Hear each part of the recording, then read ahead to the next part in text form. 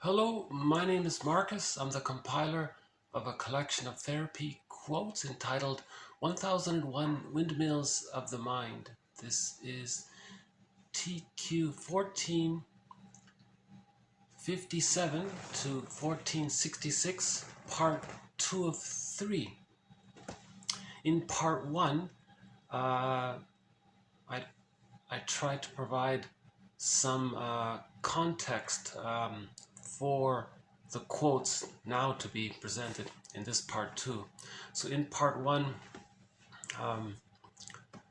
there's a brief description of Margaret Mahler's theory of the separation individuation process.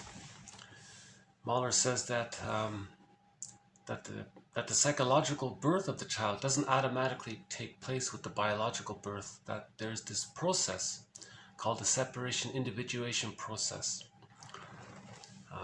with various sort of sub-phases, she says. But in order for the child to go through these sub-phases, the child needs what's called a psychological egg.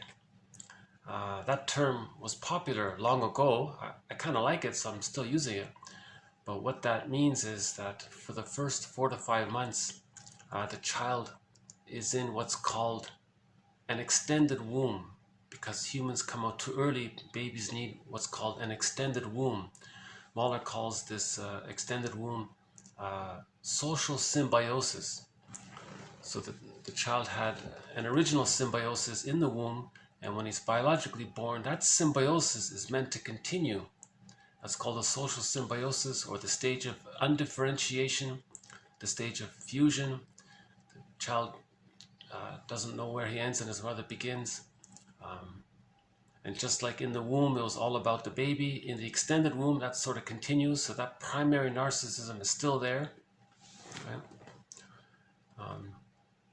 So this is called a psychological egg. It's also called a psychological egg. And if the child's needs are met optimally, Mahler calls it optimal symbiosis. So he's nourished there in the egg. He achieves trust and love and safety. He received enough love to feel safe enough to hatch out of that egg. Then he begins the separation individuation process. Yeah. So let's say he did get enough love, meaning he got his symbiotic needs met. Then he starts to hatch out. Now it's a gradual hatching out process. Right? So as he begins to differentiate, he enters into what's called the practicing subphase, where he still thinks it's all about him, but he's sort of practicing with the idea of eventually separating psychologically and becoming himself. Now, if he gets stuck there, that's the narcissistic pattern as was discussed in part 1. So I won't go over that. Let's say the child does get enough love between 5 months and 15 months. Okay, so again, the stage of symbiosis is from birth to roughly 4 to 5 months. That's called, that's the egg period. He hatches out. That's from 5 months to 15 months approximately. That's the practicing phase. If he gets stuck there, fixated there, that can lead to the narcissistic pattern. Let's say he does get enough of his needs met. The mother was so-called good enough. It doesn't have to be perfect. Then the child feels safe enough to differentiate even further. Now he has a greater sense of him being a person and his mother being a person, that there's two people there. He has a greater sense of that. When that happens, the role of the mother changes. In the beginning, the mother was there for symbiosis. In the practicing phase, the mother was sort of mirroring the child. Okay. After 15 months, the mother is more of what's called a secure base from which the child returns to for emotional refueling, to explore and come back and so on. But when the child returns for emotional refueling, it's not for symbiosis. What the mother does, it's called communicative matching. She sort of is playful with the child and does like a little improv. The child says, "Hey, look, I found this ladybug or something." The mom, "Oh, that's cool. Yeah, and I can tell you a little bit about ladybugs. Do you want to know some things about them? Oh yeah, of course. So the mother adds what she knows about ladybugs. Okay, looks like I've been having a few sort of issues lately, tech issues. So if this video cuts out on me, there'll be a part 3, and who knows, maybe a part 4 until I get this resolved. But let's keep going. You know, sometimes I post a video, it doesn't go through, and I have to redo it. And I think, okay, I'll redo it. And I think, well, I'll try to do a better job. So sometimes my retakes are actually better than the original. Sometimes they're worse.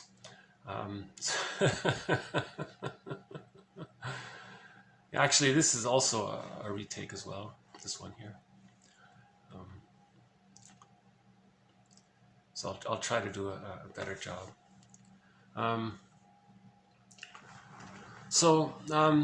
Let's say that the child is now in this, what they call the rapprochement subphase, where the mother is a secure base providing what's called communicative matching. So if the child's needs get met during that phase, at the age of 3, the child receives enough loving memories, enough good times with the mother, and they become part of a psychic structure called the holding interject, or the internalized good object. He's internalized.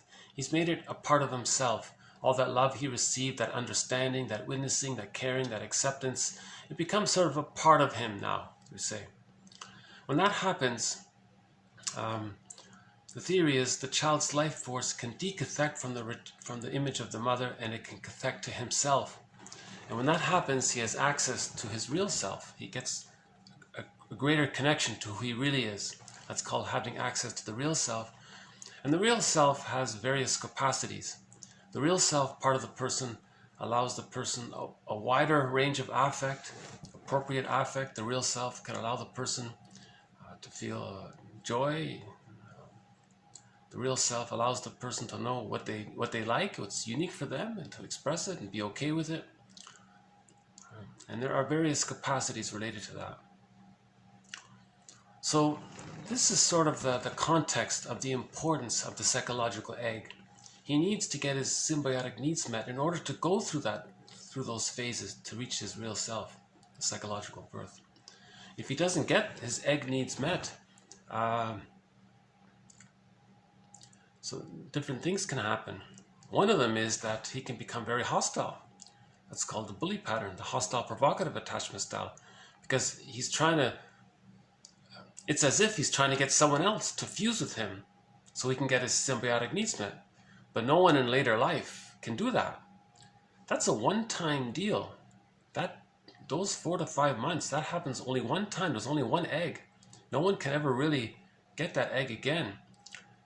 So that's why the person may be very aggressive and belligerent, because he's trying to get someone else to fuse with them, to be their mother, so to speak. Now, Burgner says it's more helpful to think of what he's doing as a communication. One author as well says he was trying to communicate that he was prematurely ejected out of the symbiotic egg. Now, if he can understand this, he can sort of come to terms with it and give himself caring witness. But you know, if the child doesn't get his symbiotic needs met, he can become very detached, a little bit schizoidal-ish like. So he's sort of the introverted version of the extroverted person with the hostile provocative attachment style. So that Iago character, for example, in literature, he was hostile and provocative, but he sort of did things behind the scenes. He spread rumors and got others against themselves, that kind of thing. But he was sort of a similar thing there. So on the Enneagram, the unhealthy 5 and the unhealthy 8 are linked on the Enneagram. So the Enneagram is very helpful in all this.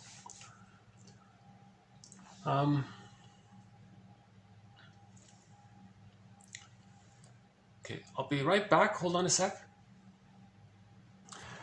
Okay, so this topic of the hostile provocative attachment style, that's one of the numerous threads that run throughout this series, so I won't go into it here. So part one, and this intro here, is an attempt to provide the context to highlight how important it is for the child to get his symbiotic needs met. Right? Because if he does get them met, then he can go through the separation individuation process to reach the psychological birth at the age of 3. Now, when he achieves the psychological birth, meaning he got the key out from under mother's pillow, that's in the last video with Robert Bly, that's called differentiation, then he has access to the real self with various capacities. Because the child achieved the psychological birth, another term for this is whole object relations, meaning the image of the mother is realistic. She's a whole person and he's a whole person. But when there's too much trauma, the theory is in the psyche, the memories are very fragmented, compartmentalized, denied, disassociated, split off, and it's so fragmented there. And the child, if things are split around like that, the person isn't able to ever mourn losses. So the psychic structure needed to mourn losses is what's called whole object relations. That's a major thread in of itself right there, called complicated grief. So the baby in the beginning creates 2 images of his mother, the good mother, bad mother. It just means that when the mother's not available, he feels hurt. So the jargon is, okay, there's the bad mother, good mother. In the fairy tale, it's the good fairy godmother and the bad witch that represents. So fairy tales describe the psychic structure, right? The internal object theater.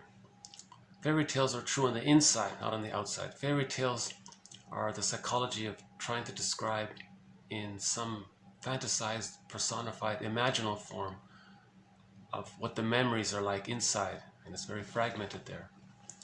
So if the child is very connected to the frightening image of the mother, which the child must do to try to master that pain and wait and hope for the mother to be more loving, even though he thinks he's bonded to the good mother, that's the splitting. Right? So splitting precludes mourning. He has to heal the splits. So if the mother is loving, more loving than frustrating, those split images of the mother come together. But if the mother's more frightening than loving, the child still uses the splitting defense mechanism. Then that prevents whole object relations. And whole object relations is needed to reach the real self. And it's from the real self, and it's from the real part self of the self that it allows the person to be able to mourn losses. So we've been using Rinsley's quote all along, splitting precludes mourning. So if the mother's more frustrating than loving, he's still using the splitting defense, he doesn't mourn. That can lead to complicated grief, aggravated grief, chronic sorrow. That can lead to burnout or soul loss, nervous breakdown. Someone said it's like stress on stress. It can resemble the symptoms of PTSD, emotional fatigue. And it can lead to, as one person said, to becoming a curmudgeon late in life, not an elder. Yeah. So having access to the real self allows the person to mourn. It allows the person mutual relationships. I'm okay, you're okay. That's natural development. I'm okay, you're okay. The real self allows the person to have genuine relationships without these exaggerated fears of either being engulfed or abandoned. The real self, part of the self, allows the person to know what they like, to know their unique wishes, and there are other capacities as well. So in the beginning, the child adopts the mindset, I'm not okay, you're okay. The mother has to be okay for the bonding. Now when she's unavailable, he thinks he's not okay. But that setup is okay temporarily. Now in the narcissistic pattern, that's too painful. He gives up, he identifies with the aggressor, rejects himself, sees it outward, and he develops the mindset, I'm okay, you're not okay. But let's say that doesn't happen. He doesn't need to do that. So he still holds on to the I'm not okay, you're okay. Finally, at the age of 3, it's I'm okay, you're okay. That's normal development. So if the child gets his symbiotic needs met, he can go through, there's a greater chance for him being able to reach the psychological birth and access to the real self. So symbiosis, Mahler calls it the child's somato-psychic omnipotent fusion with the mother. That sense of the two of them being one. So another way of saying it is, the word symbiosis is a metaphor. Also, it doesn't mean that clients duplicate in their adult symbiosis exactly what the infant does. So this point means when adults engage in any kind of symbiosis, it's not really exactly the same of what the infant is doing, but there is a sort of a similarity there, but it's not exactly the same. That's his point there.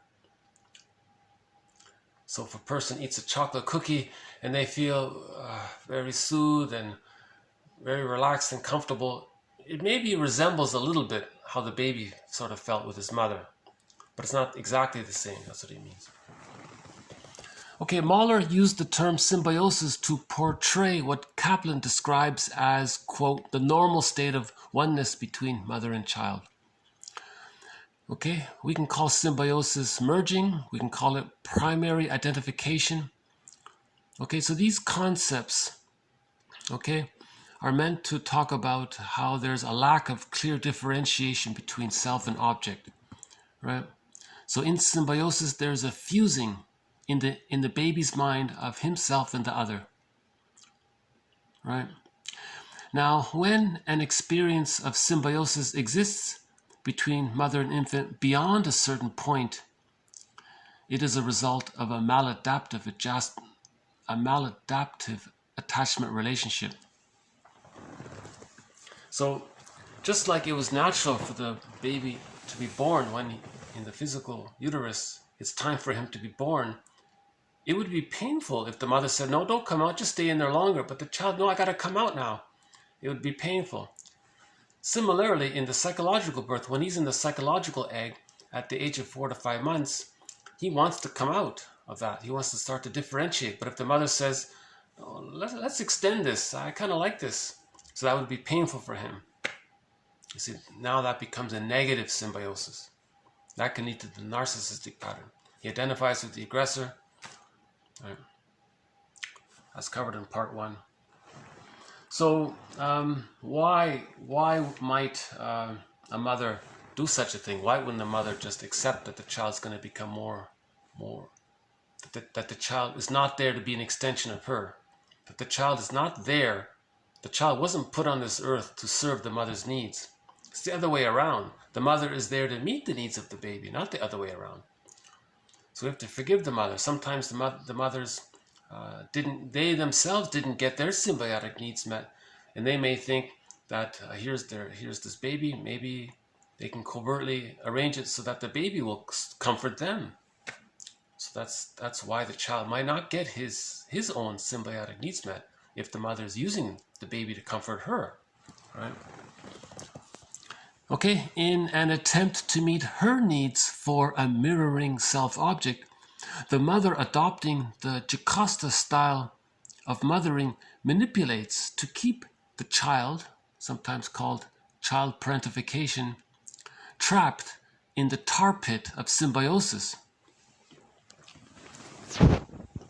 Interesting phrase there. If it is a negative symbiosis, he calls it the child is trapped in the tar pit of symbiosis, to emphasize how sticky and painful and difficult and suffocating it is, because he wants to be free. He wants to be emotionally free from his mother, but he's intensely preoccupied with how does he please his mother? What does his mother want? How does his mother needs this. He loses himself, and he adopts a false self, and he operates out of this false self, and his false self is constantly trying to figure out what his mother needs and wants and what would make her happy. Right? So he's sort of trapped in this, he calls it here like a tar pit of symbiosis. Again, we're not blaming the mother. This is what's called intergenerational trauma. If the mother herself didn't get her symbiotic needs met, it's as if when she has a child, she's going to say to the child, look, child, I'm sorry, I didn't get my secure needs met. I don't really know how to give you a secure attachment style. And the baby might think, well, don't worry, Ma, I'll rescue you. I'll do it. Oh, really? Okay. But the child can't do it, but he's going to try because he needs the attachment to his mother. Or what sometimes happens is the mother does to the child what happened to her, as if to communicate to the child what she went through herself. So the mother received a negative symbiosis with her mother. She has a baby and then gives her child a negative symbiosis to communicate to the child and to her mother in her mind that when she was a child, she received a negative symbiosis. So that's called intergenerational trauma, this repetition compulsion to repeat the trauma. And it gets passed down like that, because that's why we want to be conscious, so we can loosen the threads, use those threads to weave a new healthy script, a new pattern, right? That's why these quotes are called philosophical medicine. It's medicinal to be aware of this, so we can say, oh, I get it now. You know, that's why I'm doing this. So if the mother is not meeting her baby's needs, she's trying to communicate how she didn't like it, how she didn't get her needs met. That's the repetition compulsion of the trauma, passed down intergenerationally like this. But if she's aware of it, she can go, aha, I don't like this. I'm gonna do it differently. So she's gonna choose differently. Like in that music video, that song "Because of You," Kelly Clarkson sings that song "Because of You." But the music video is interesting. If you look at the video of that, the music video, it talks about intergenerational trauma, how to heal that, how to stop that. There's sort of reference to that. That's a very good music video, by the way, I think. What else? The vulnerable mother responds in a sort of mini panic to any new ego mastery in her child, becoming anxious with each new threat to her symbiotic control of the child. Okay, the child being the mother's symbiotic object or self-object. So, if the mother is using the child to meet her needs, we can say that the child has become a self-object, meaning the child is there to meet the mother's needs. Right? Another phrase is symbiotic object. The mother is using the baby as a symbiotic object. That's called childhood parentification. The mother is using the baby to comfort her. In effect, she wants the baby to be her mother, to soothe her, to comfort her. Right? Now, if this child grows up and he becomes more autonomous, she panics. No, stay in the symbiosis. Stay bonded to me. You can develop cognitive. The mother might say, you can develop cognitively. You can become a scientist, but you have to be tied to mama's apron strings. You have to be emotionally loyal to me first. You have to need me first. Right? Emotionally, if you read that book, When He's Married to Mom, the Mama Boy Syndrome talks about this. He may be an engineer, but he's still married to mom. What a split, isn't that? A cognitive can be so advanced, but he's like a little mama's boy. You know, so there's a huge split there. Interesting, right? Rinsley talks about that. Rinsley talks about why there's such a split between cognitive development and emotional, arrested development. So, what can the child do? Now, this next quote here is a question mark. I leave it as a question mark, possibly to follow up on in future quotes. I don't really understand this, but it's interesting, so I leave it there as a question mark. This next one here, 1459, says that there was this case where the child was in this negative symbiosis with the mother, and the child was desperate to get out, to break free of it. Now, he can't leave the mother if he's still waiting to receive his mother's love. The baby needs enough basic trust to leave her, and if it's all negative there, he can't leave her, but he wants to leave her. So he loves her, he needs her, but he hates her because she's not meeting his needs. So he's trapped in this tar pit, let's say. So he's in this negative pathological symbiosis, they say. What can he do? Well, one author described a case where the child managed to somehow form a less damaging symbiosis with the father.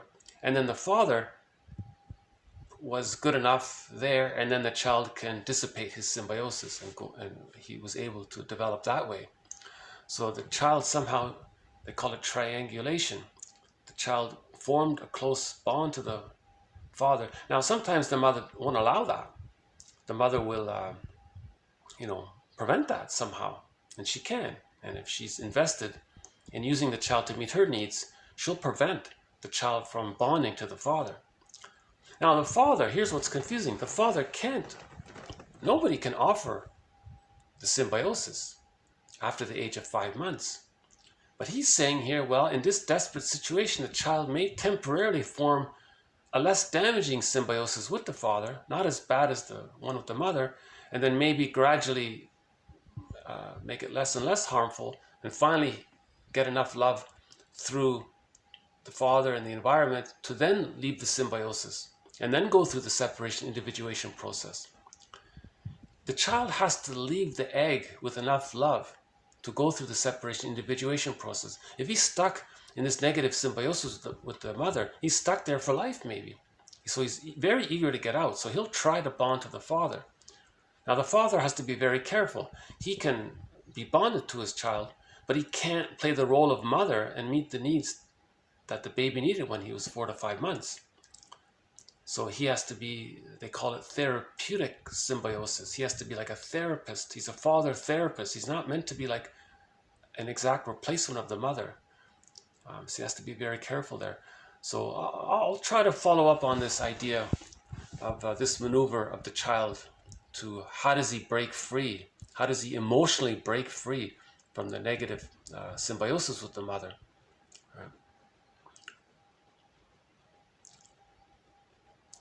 You know, sometimes they say that the father sees that there's a negative symbiosis and he intervenes. You know, in that book, When He's Married to Mom, Adams, the self-help book author there, he says sometimes what happens is the father is very disappointed to see how cruel the mother is to the baby. And he gives up and he doesn't know what to do. And he says, I can't take this, fine. And he sacrifices. He's fine. You take the kid, set me free. If you're going to be married to the kid and you're going to ignore me and you don't want, and you're doing this, and the father sort of allows it. He doesn't intervene, or he can't. He doesn't know how. He should, maybe somehow. Ideally, he should. It's a complicated thing because if he tries, what if he's more negative than the mother? The child will prefer to stay with the mother. See, in that comic book series, that dilemma was presented with Freddy. Hold on a sec. So, I highly recommend this comic book series called Psychoanalysis. There were 4 comic books. See, there's 4 there. And they were reprinted and compiled into this one book. And there's a character in here. So there's three characters on the side there. So Freddie, Ellen, and Mark. Now that Freddie, he had this problem that we're talking about. And that Freddie character, by the way, he was on the way to becoming an Iago character. You see, he was on the verge of becoming Iago, meaning he's in a negative symbiosis with the mother. The father was even worse. The only relief he got was when he saw his parents arguing amongst themselves. And he felt some relief. And that became a template for him. Then in future life, what he would want to do is get others to argue amongst themselves, and he would sit back and enjoy the show, so to speak. So that's Iago. Right? So the father was even worse than the mother. And he's stuck with the negative mother, and he has no hope to break free with the father being any better. So I think that's the psychology of the Iago. The Iago character doesn't even bother with greed. He sees everything as envy. His psychic structure is mother's so painful, father's even more painful. He needs the father. Ideally, he needs mother's love to leave mother, but he can't get that. The next maybe possible option would be to have the father, have a good relationship with the father to be able to move forward from there. He can't get that. All he has is this real anger, and he can't express it to either. But he may, when he noticed his parents arguing, he felt some relief. Now, when he grows up as an adult, he continues that pattern because he's stuck there. It's an arrested development. He never got his egg needs met. Iago never got the psychological egg properly. He never got the optimal symbiosis in the psychological egg. Right? So he's angry, and Iago's main emotions are just envy and Schadenfreude. That's it, pretty much. Just spite, envy, Schadenfreude, and his concept of happiness is Schadenfreude. If he sees others in pain, and it reminds him of the relief he got when his parents were arguing, that means the mother left him alone and the father left him alone, and he was left alone, and he felt some relief from that. And he's stuck there. So he can become a very, very negative person. His philosophy is very nihilistic, and he feels he's not okay and others are not okay. That's the I'm okay, you're not okay. That's the worst aberration of child development. That's the worst that can happen to a child if he thinks that. Ideally, what happens is he temporarily adopts I'm not okay, you're okay. Then he gets I'm okay, you're okay. Now, a worse version of that is I'm okay, you're not okay. And then an equally worse one, I think, is the I'm not okay, you're not okay. You see, the narcissist, at least he's greedy. He has some hope. It's deluded. He can't get his needs met. But the Iago one, he doesn't even have greed. He just wants to see everything put down as a replay of when he was a baby, how he saw his parents arguing amongst themselves. And he got relief about that because they left him alone. That's the only time he was left alone. He never got love from the mother nor from the father. That's a very, very good collection, by the way. I highly recommend this series. This is not like an entertainment thing. This is actually 12. There's 12 therapy sessions presented in comic book format. Yes, they added a little drama to it, but it's really about teaching the reader about psychoanalysis by seeing the therapy process. So there were 3 sessions with this Freddy character, 4 with Ellen and 5 with Mark there. All in all, there were 12 sessions. A very good collection here. And why don't I, since I have this here, why don't I read sort of the intro part of it? Hold on a sec. So here's the first page. Let's see. Does it show here? Let's see. Hold on a sec. Let's see. Does it read like that? Does it show? Okay, let's see if I can read it here. So here's the intro.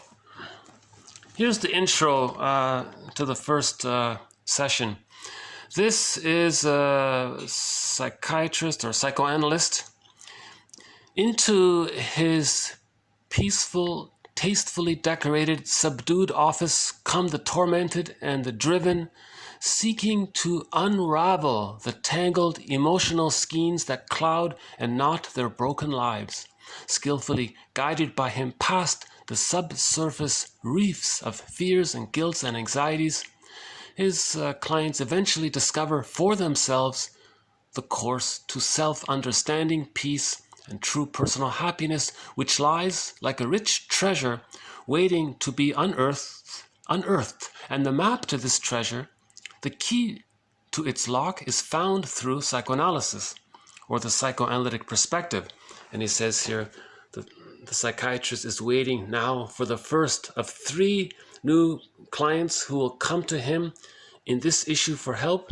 We will meet them and follow their treatment together. Ready? Now let's open the file on. Okay, let's open the file on. And there was the first one. So case number 1, session 1, that's their Freddie Carter, right? Very good. That's very good. Actually, that introduction was updated in the second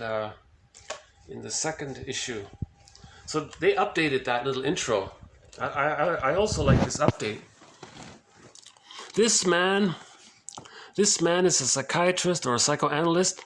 Into his quiet, subdued, tastefully decorated consultation room come the emotionally disturbed, the mentally troubled, seeking relief and self-understanding. With his help, these people are able to probe into their own subconscious mind and find the roots and causes of their problems. With his skillful guidance, these people are able to uncover forgotten incidents, suppressed feelings, buried resentments and hostilities, which, once brought to light, are re-examined, re-evaluated, and resolved in a much healthier and satisfying way than had been done in their distant, dark past, meaning childhood. Now, right? You see, the child adopts defense mechanisms, but after the age of 5, they're disturbing, right? Once the door to the past is opened and the light of understanding is plunged into the subconscious, gloom, health and happiness and peace of mind are the results. Now, this probing, this opening of doors, this casting of light, this unearthing and re-examining and re-evaluating is accomplished by the scientific method known as psychoanalysis. There's Freddie again, right? In the second session, okay. So that's a very good one with Freddie. And that third one with Mark, if you want to understand the psychology of the womanizer, the man, he had a moral disability and a very regressive masculinity. We often say, nowadays we say toxic masculinity. He's sort of the poster boy of that toxic masculinity. He was a womanizer with a real deep resentment against women, and it was unearthed. It was unearthed that his mother used him. His mother exploited him and used him. He identified with her, and then did to others what his mother did to him, and that's why that explained his behavior as a womanizer. 12 sessions. You can learn about the psychoanalytic perspective through that book right there. Dark Horse Publishing. Right? That's the best introduction to psychoanalysis I can think of. You know, this was originally published in 1955. You know, there were 4 issues. And they bundled them all together into this one book. So you can get all 4 in one package like this, for a total of 12 sessions. Highly recommend it. You know, in less than 2 hours, you can really get an immediate feel for what all this psychoanalysis is about. So the comic was a huge aid. Oh my goodness, I just wish they just kept that going indefinitely. I think it would have really helped a lot. That's but that right there is excellent. And you can get that online. You can get a digital copy of that, so you can read that online, or you can get the printed one. So that character Mark, we would say that his mother had a Jocasta complex, so he ended up with the mother complex. Now that Mark, let's say he has a son, and he does to his son what his mother did to him, meaning he is angry at his son. We would say he has Elias complex. Actually, I think that's coming up later on in this video, in part 3. I think this video is going to cut out soon. So stay tuned for part 3. I think we're going to have some quotes on the Elias complex. Are we? Hold on a sec. Is that right? Elias complex. Oh, no, pardon me. No, the Elias complex was covered in a recent video. You know, I've been redoing these. I've had to redo so many of my videos. I'm sort of losing track of what got finally published and what I have to redo. No, the quotes about the Elias complex, right, were posted in an earlier video, in a recent earlier video. Pardon me. So let's continue here then. This next quote here is a question mark. I don't fully understand it, but I post it here anyways. Okay. Man has a universal need to return periodically to the elemental matrix, temporarily at least, through some form of symbiotic gratification, and at the same time a need to move away from this symbiotic revival of the original mother-child symbiosis and push toward individuation and individuality. Okay, this is a huge question mark. He's saying here, nobody fully gets their symbiotic needs met. So maybe there may be times in a person's life when they may temporarily kind of recreate that if they're very stressed. I thought maybe it only happens once at midlife. At midlife, someone kind of faces their memories, and maybe it's so stressful, maybe they need some support. So they may imagine being one with some fantasy other, and they get their symbiotic needs to restore themselves that way. It's not a regular thing. So some authors say, every time you every time you engage in emotional eating, if you're not physically hungry and you're eating and you're using food to soothe yourself, that's a mild form of recreating the symbiosis. Okay, the next one here. His gratification in the symbiosis was so important that words left little impression. He was basking in pre-verbal bliss. So there's an example of that return to symbiosis. Okay.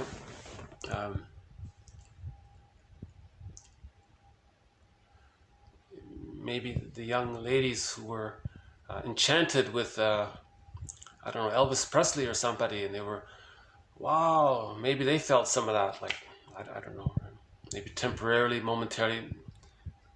So what that feeling, so wow, so nice to be connected to this rock star or whatever,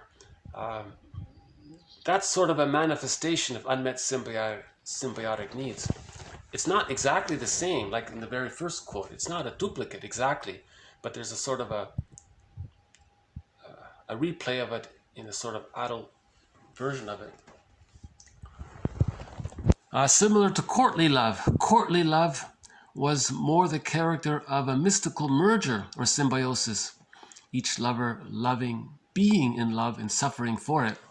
You see, and suffering for it, that's the negative symbiosis. If there was a negative symbiosis, they're going to try to, out of the repetition compulsion gone awry, they're going to recreate the negative symbiosis with another partner. He was saying here a lot of this medieval stories, maybe all of these old romantic stories, was sort of a replay of the negative symbiosis. Right? That's what he said here. In other words, the love in these old ancient stories wasn't like mutuality love. I see you as a person, you see me as a person, and I'm okay, you're okay. It wasn't like that. The love was more, oh, the fusion, oneness, bliss, union, garden, return to the Garden of Eden, that kind of thing. This nirvana, this blissful oneness. So this idealized fusion of oneness, this great feeling, that's trying to get their symbiotic needs met. Can't be done. The baby could only. You see, when a person does fall in that kind of that very high romantic love, it lasts only for a short time, because at some point it's going to trigger the memory of how the mother was negative in the symbiosis. See, so they felt elated that there's some positive symbiosis, but number one, it'll often trigger the mother's negativity around this area, or number two, it's never sustainable anyways. when the baby is in that blissful state in the womb, he was born. When he was in the blissful state in the extrauterine womb, in the psychological egg, he had to hatch out at the age of 4 to 5 months. So there is an evolution out of it. Ideally, someone who achieves a psychological birth never really thinks of that, never really entertains that kind of thing. Another example is here, somebody said, I now realized the breadth of our symbiosis with each other and the magical things we expected from each other. So this guy was saying he was in his symbiosis with his girlfriend, and they each had these magical thoughts with each other. They thought that they could each read each other's mind. Now that's a replay of the symbiosis with the mother. The mother does metaphorically read the child's mind. The child has a wish, the mother's attuned, he meets the need.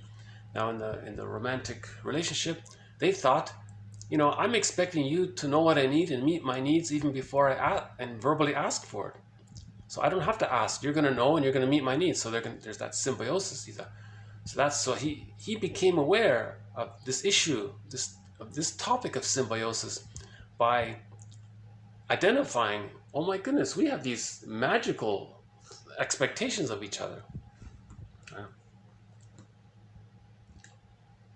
Okay, the next one here is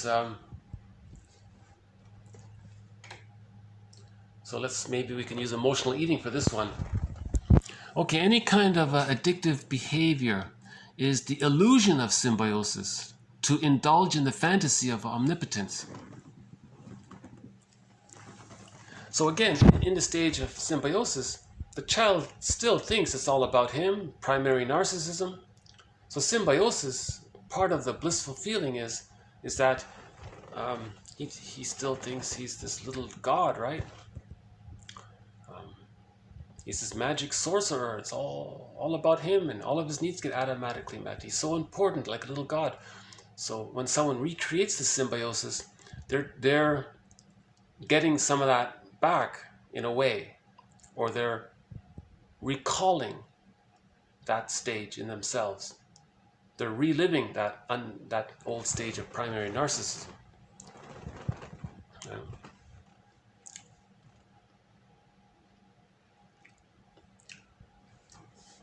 One way. Okay, this next quote here, I found a little relief. I said, oh, thank goodness. I'm glad somebody said this, because I've always thought this, and I like this next quote here, 1461. Yeah, okay, 1461. Okay, narcissism. Were our vocabulary richer, we would have a separate term for each shade of its meaning, as did the Greeks with 8 or 9 different words for love. Narcissism is reported as inherent in the most sublime sublimations, as well as in cases of regression. So this narcissism takes so many different forms. Why don't we have different words for these different forms? Just like there are different forms of love, and we have different words for these different forms of love, right? Apparently in Sanskrit, ancient Sanskrit, they have like 80, 90 words for love. In some other languages, they have like dozens of words for love. In many languages around the world, they have like a dozen words for love, apparently. English, all we have is one. Narcissism, we just have the one. So it's interesting, isn't it? Okay, nowadays we have transference love. So we have 2 words for love. Okay,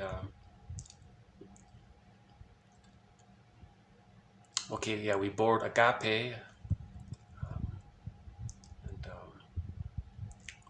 maybe a couple of others, but we don't really have many words for love in the English language.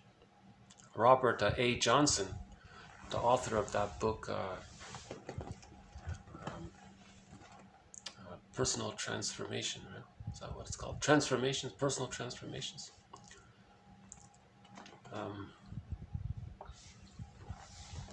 Yeah, he makes that point. He says, if something's important, we have many words for it. Just like the Inuit up north, snow is very important for them. So they have a dozen, 20, 30 words to describe the different types of snow, because snow is very important in their lives. So they have all these different words for snow. Well, what about love? Isn't love very important in our lives? Why don't we have 20 or 30 different words for love? Why are we so impoverished this way? Now, in psychology, we have a similar poverty. We only have one word for narcissism. I've been using the phrase narcissistic pattern. Now, sometimes people talk about healthy narcissism. What they mean is activation of the real self, honest, authentic, healthy expression of themselves. So that's real self activation. So when they say healthy narcissism, you sort of know that it's something positive. It's not the negative narcissism you immediately think when you hear the word narcissism. But see, again, that's confusing, because some people may think, well, that's an oxymoron. There's no such thing as healthy narcissism. Narcissism is always bitter, spiteful, and so on. It's negative, right? But if a person does use that phrase, healthy narcissism, what they mean is that the person achieved a psychological birth, they have access to the real self, and then when they self-activate the real self and express the real self, that's a healthy expression of themselves. And then somebody might use the term, well, how do we describe this healthy expression of their real selves? So someone came up with the term, well, that's healthy narcissism. Oh boy, you're confusing things with that term. You see, I think we should just stick with Masterson. He says that you're expressing your real self. That's meaningful. The meaningfulness of real self activation, right? Expressing the real self, part of the self. So yeah, what about the narcissism? Let's say somebody eats a chocolate cookie when they're not hungry, and they feel the return to feeling important. I feel important, I feel better, and I'm back in the fusion. I'm back in the blissful state. Maybe we should call that a certain type of narcissism, right? Emotional eating that evokes the old memories of feeling so important, like the baby felt important when it was all about him. We should have a term for that kind of, to describe that aspect of it. So there would be one term to describe narcissism that's evoked by emotional eating, by the return to the symbiosis. By the return to the symbiosis, meaning the return to the time when the baby felt it was all about him, the world was his oyster, right? He was in that blissful state, heavenly state, Garden of Eden state. So that's the primary narcissism. So if a chocolate cookie returns someone to the symbiosis, and along with that, it returns their feeling of feeling so important, maybe we should have a term for that narcissism. Okay, what about the devaluing narcissism? The mother put the baby down, the child grows up, identifies with the aggressor, does to others what his mother did to him. So that's the devaluing narcissistic pattern. Maybe we should have a term around that to convey that aspect of it. Narcissism, we should have a word to describe the narcissism of where somebody is negative towards others because he wants to communicate that when he was a baby, his mother was negative towards him in his perception of when he didn't get his needs met from his mother. Why don't we have a term for that narcissism? Yeah. Now, Masterson has what's called a closet narcissism. So there's one term there.